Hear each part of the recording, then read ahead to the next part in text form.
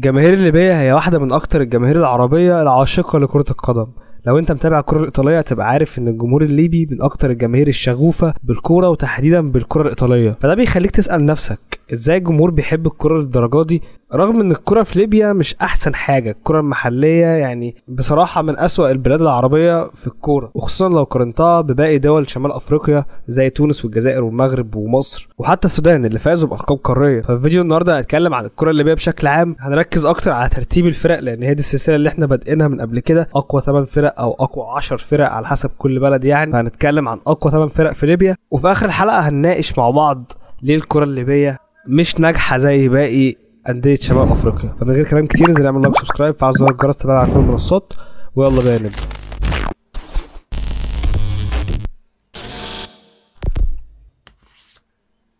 النادي اللي معانا في المركز الثامن هو نادي الأخضر الليبي، النادي اللي تأسس سنة 1958 في مدينة البيضاء. ولو هتسألني عن إنجازاته فهو الصراحة ملوش أي إنجازات، حرفيا إنجازه الوحيد هو جمهوره اللي وافي ليه جدا وبيحبه بشكل جنوني، وده الصراحة غريب جدا بالنسبة لي، خصوصا إن هو ما عندوش بطولات. يعني مثلا في مصر الأندية الجماهيرية معظمها عندها بطولات، والأندية الجماهيرية اللي ما عندهاش بطولات معظم أهل المدينة بيشجعوا نادي تاني، نادي كبير بينافس في الدوري أو عنده بطولات. لكن النادي ده هو لغز غريب بالنسبة لي.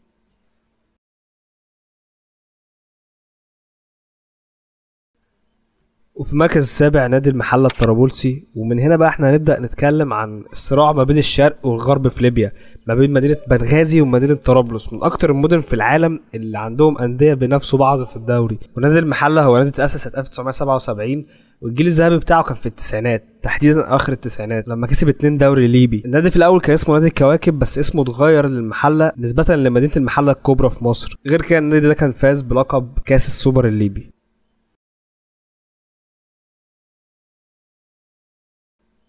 وفي المركز السادس نادي المدينه الطرابلسي، النادي اللي فاز ب2 دوري ابطال اوروبا. ماشي خلاص، هو اللوجو بتاعهم شبه لوجو يوفنتوس جدا، اللوجو القديم. المهم خليك واخد بالك ان ده تاني نادي معانا من طرابلس. النادي اتاسس 1953، فاز ب3 لقب دوري وكان وصيف مرتين، وده بيخليه خامس اكتر نادي فايز بالدوري. يعني مفيش انديه خد دوري اكتر منه غير 4، رغم كده في المركز السادس، لان خلاص احنا قلنا قبل كده في كل بدايه السلسله دي ان الترتيب ما بيكونش بعدد الالقاب.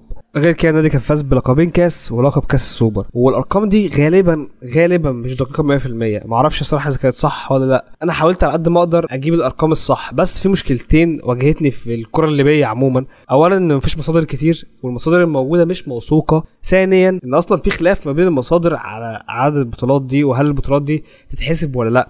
يعني الكاس مثلا كان ليه كذا اسم، ففي ناس بتحسب مسميات معينه ان هي دي كاس ليبيا، وناس بتحسب مسميات تانية. فريق مثلا زي اهلي بنغازي واخد 5 كاس وكانوا كلهم رسميين ومعتمدين، بس في كاس منهم جه بعد كده رئيس اتحاد تقريبا او حاجه زي كده لغى الكاس ده واعتبر ان هو ما كانش بطوله رسميه. ففي كميه تضارب مش طبيعيه في المصادر وخلافات كتير قوي. في اصلا بطولات كتير اتلعبت في ليبيا ما تعرفش مين الرسمي فيها ومين اللي مش رسمي. فحاولت على قد ما اقدر ان الارقام تكون صح، بس يعني لو في اي غلطه فانا بعتذر لكم عنها، بس صدقوني الموضوع كان خارج عن ارادتي.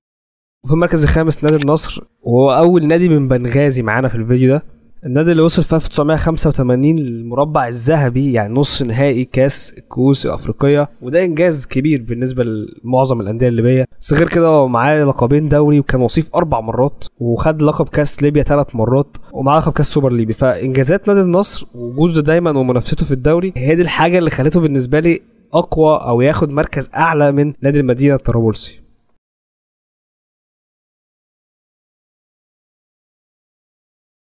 ونروح للمركز الرابع ونادي الاتحاد الليبي، النادي اللي كان اول فريق من بنغازي يفوز بلقب الدوري، او تحديدا اول فريق من بره طرابلس اصلا يفوز بلقب الدوري. الفريق اللي معاه 4 دوري ولقب كاس، بيعتبر واحد من افضل الانديه الليبيه وواحد من افضل انديه بنغازي.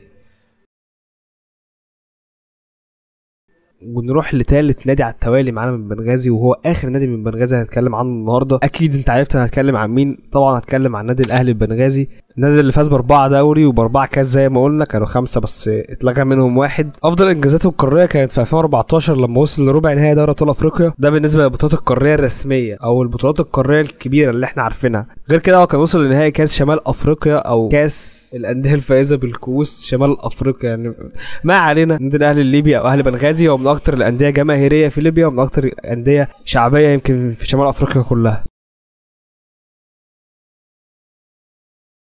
وفي المركز الثاني نادي اهلي تاني بس اهلي طرابلس مش اهلي بنغازي، واللي فاز ب 13 لقب دوري وسبع القاب كاس و2 سوبر ليبي. افضل انجاز قاري ليه ان هو وصل لربع نهائي دوري ابطال افريقيا، وكان وصل نص نهائي كاس الكؤوس.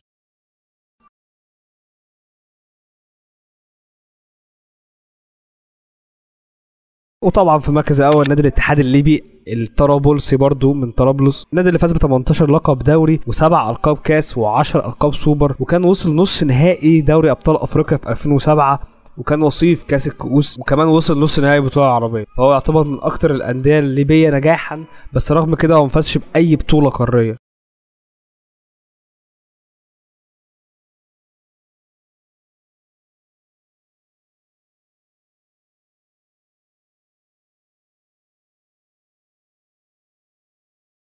وده يرجعنا للسؤال اللي بدأنا بيه الحلقة، ليه الأندية الليبية ما فازتش بأي ألقاب قارية؟ السؤال ده ملوش إجابة واحدة، ليه أكتر من إجابة، أو خلينا نقول في عوامل كتير هي اللي تسببت في إن الأندية الليبية ما تفوزش بأي بطولات قارية. من ضمنها ومن أهمها أصلا الاستقرار الأمني والسياسي.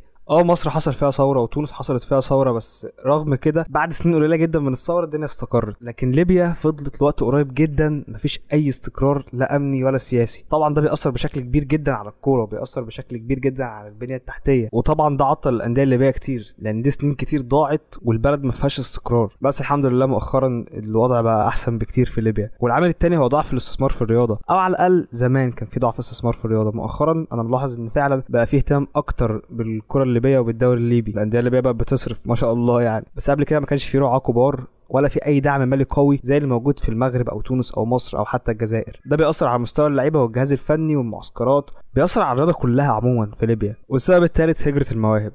ليبيا فيها مواهب كتير بس معظمهم بيهاجروا، بيدوروا على اي فرصه بره ليبيا، سواء اوروبا او تونس او اي بلد من شمال افريقيا. والسبب الرابع وده سبب مهم جدا، خلينا نقول قله المنافسه. مفيش انديه قويه كتير في ليبيا، فده بيخلي المستوى في الدوري ضعيف شويه، فلما الانديه دي تطلع تلعب في افريقيا بيبقى المستوى اصعب بكتير. فلو الدوري الليبي كان دوري قوي او كان فيه منافسه، ده كان هيسهل على الانديه الليبيه مواجهتها ضد الانديه الافريقيه، وخصوصا ان احنا شايفين المستوى اصلا البطولات الافريقيه ضعيف جدا. والسبب الخامس وده برضو موجود، يعني مش ده السبب الرئيسي بس السبب ده موجود، هو سوء التنظيم والتحكيم في افريقيا عموما.